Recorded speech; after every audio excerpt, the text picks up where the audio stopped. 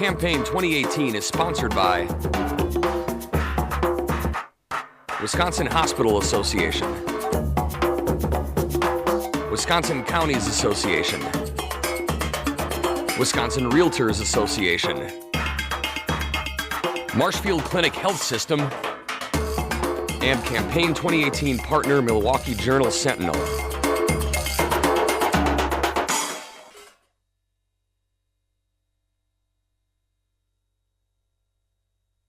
Chris Rahlf of Cedarburg is a Democratic candidate in the 60th Assembly District. Chris, welcome to WisconsinEye. Thank you, Steve.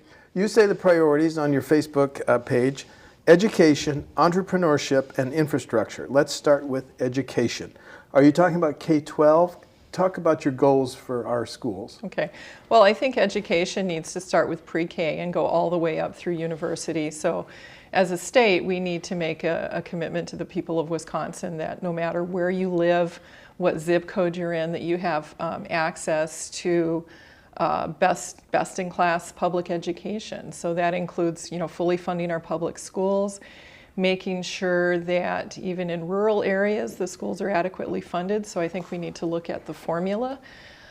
We need to make sure that schools that have higher percentages of students on IDPs get additional funding to support their needs.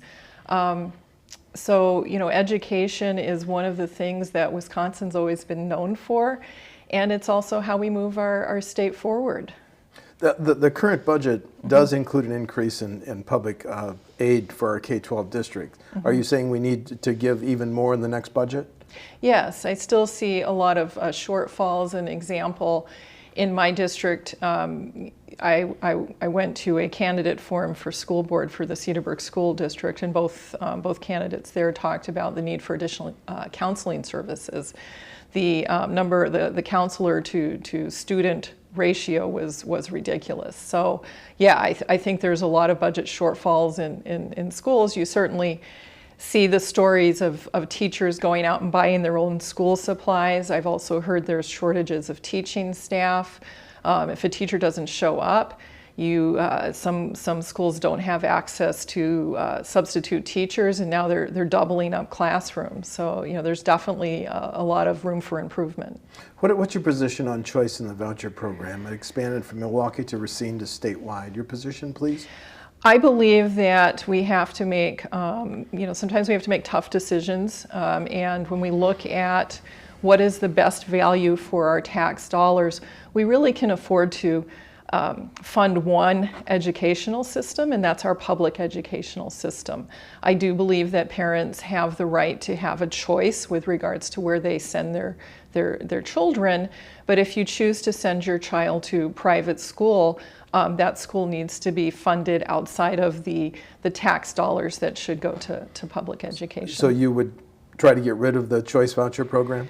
Yes, I believe that we need to phase it out slowly. I don't believe we should disrupt any students that are currently enrolled in programs. So I think there should be a gradual phasing out, but I do think that our dollars are best directed to our public education system. And then another one of your main campaign themes is infrastructure.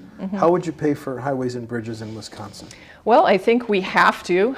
First of all, there's not a choice of funding infrastructure or not funding.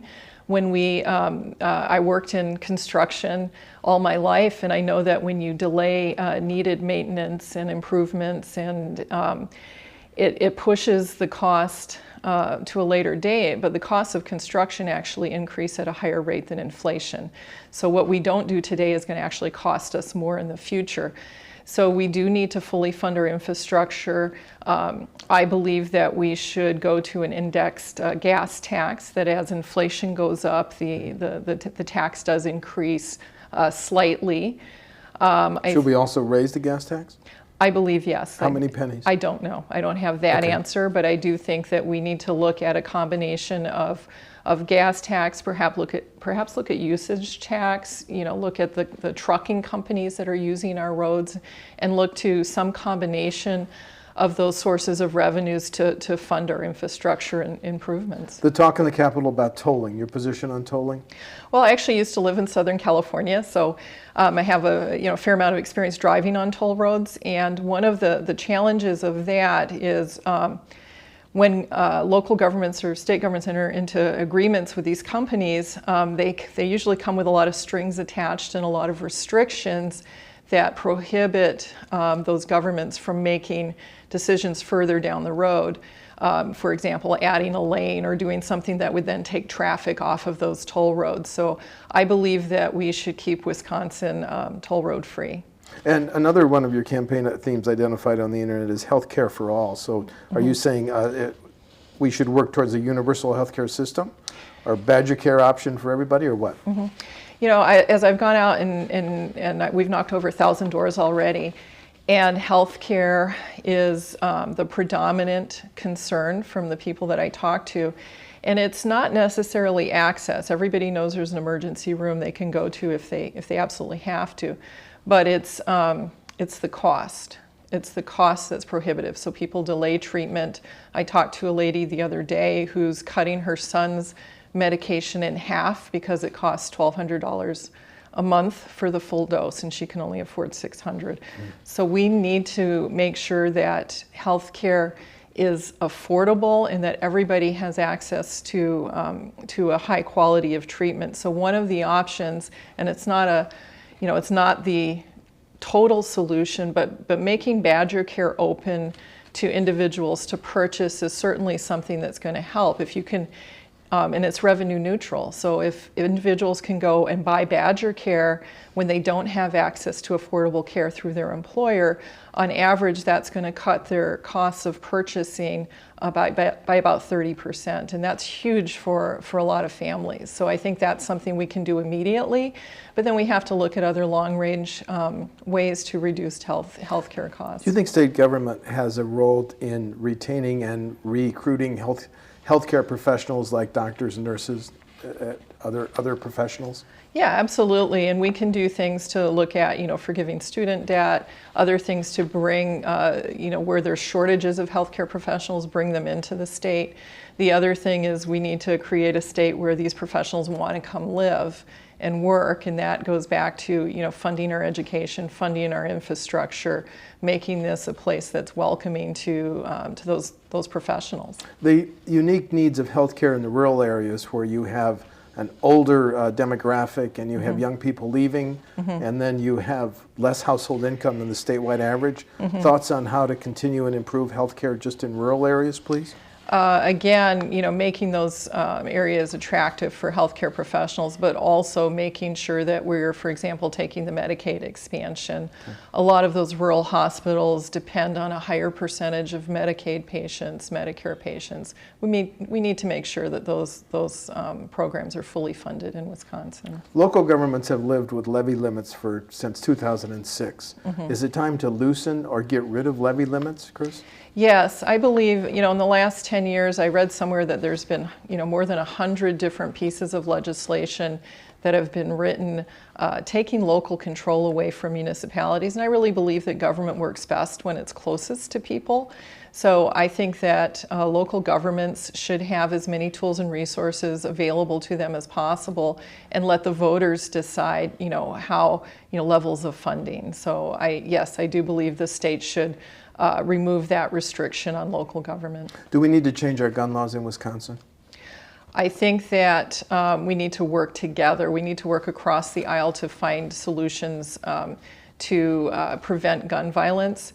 So there are certain, and we can start by things that almost every Wisconsinite agrees to. So like the need to close all of the private purchase loopholes, having universal background checks. I think having a waiting period to purchase firearms. I come from a family of hunters. My father's family, that's how my grandpa fed the kids.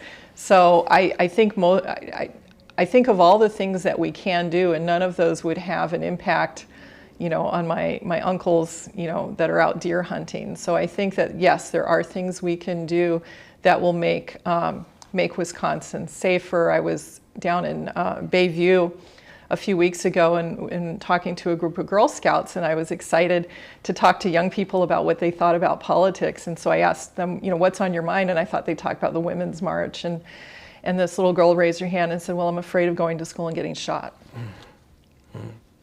And we need to do better. A big question in the next state budget is, do we need a new state prison? The prisons in Green Bay and Waupun were built in the 1800s. We're closing the juvenile facilities. Do we need a new state prison?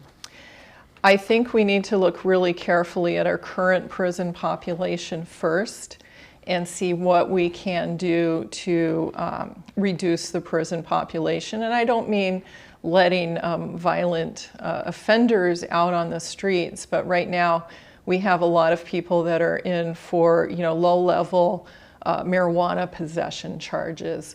We have people that are eligible for parole, and very few people get let out, early release.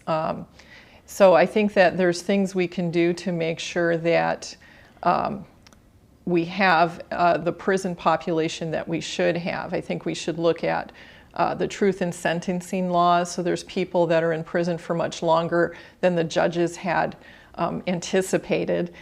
So I think there's a lot of things we can do first to reduce our prison population. We need to look at doing a better job of integrating people that are released back into society, making sure they have opportunities for employment, opportunities for follow-up counseling, so that our rates of recidivism are actually decreased as well. So I would like to look at all of those options before funding a multi-million-dollar prison project. Is it time to legalize recreational marijuana or medical marijuana?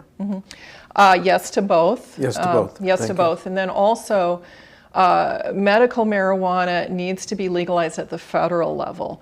My husband is a veteran. My dad's a disabled veteran. And even if medical marijuana was legalized in Wisconsin, the VA hospitals, they still couldn't even research it or prescribe it. So we also need to legalize medical marijuana at the federal level.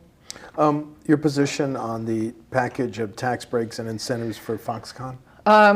Well, I think, if you were a betting person, I would think that's an awfully large bet on one horse. I think that, I think it's up to like over $4 billion now. State and local State and incentives, local, yes. $4 billion in incentives. That's an awfully big investment, and the terms of the deal have already changed. Foxconn has already said they're no longer going to make the large screens. They're going to go to smaller products, which probably means more component pieces can be shipped from outside of the state rather than manufactured in the state. So already that's starting to impact that multiplier calculation that this deal was based on. I think that we need to go back and revisit the terms of that agreement because it's already changing.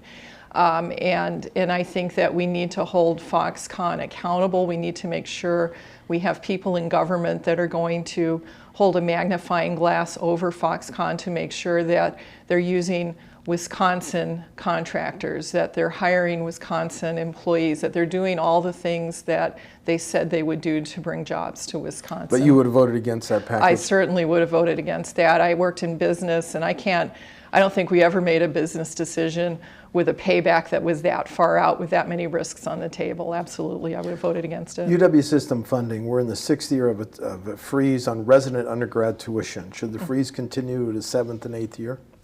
I think that we should look at making sure that our schools are fully funded, so we might need to look at removing the freeze. I also think that we need to take a hard look at the decisions that have been made to cut programs in the UW system, especially in our satellite colleges, in our two-year colleges. A lot of the arts programs have been cut from UW Whitewater. I think that that's damaging. A lot of people rely on those smaller colleges as a affordable alternative, than sending your child all the way to Madison and Milwaukee. And so we need to make sure that our UW system serves everybody throughout the state of Wisconsin. Last question. Do you want to highlight the differences between you and your opponent? Yes. So I believe that my job as a representative is to serve my constituents. I grew up in a military family. My dad always used to say, Chris, your troops eat first. And what he meant by that is your job as a leader is to make sure that people have the tools and resources they need to be successful. Servant leadership is something that I think is lacking from from our current state government. I think we need more people in government that are going to put the needs of the constituents first and not the needs of the large dollar donors and the outside corporate interests that have a undue influence on our politics right now. Very good. Thank you. Chris Rahlf of Cedarburg is a Democratic candidate in the 60th Assembly District. Chris, thank you so much for talking to WisconsinEye. Thank you very much. Thanks.